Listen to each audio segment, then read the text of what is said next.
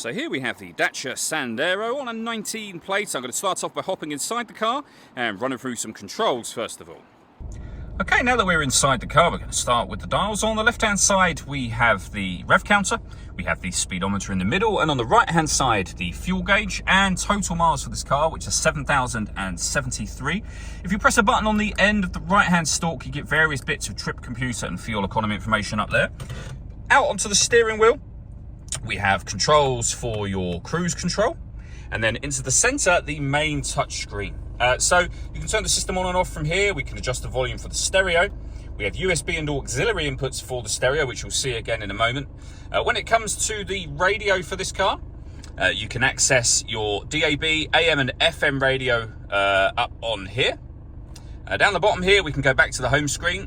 This is where you listen to your own music and where you would connect up your auxiliary and USB inputs that I mentioned just a moment ago. You can pair your phone under the phone heading just there, and the satellite navigation as well.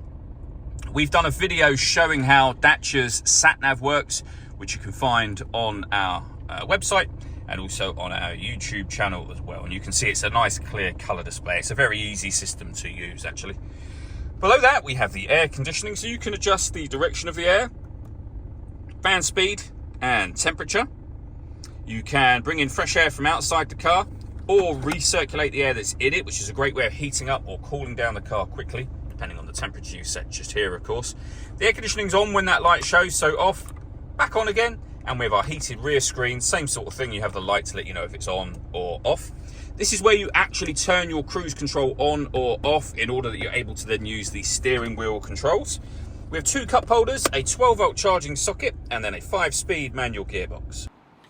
All that leaves me to say is thank you for taking the time to watch this video. If you'd like to come and see the car in person and have a test drive, please feel free to call either of our MJA sites. We'd love to hear from you soon.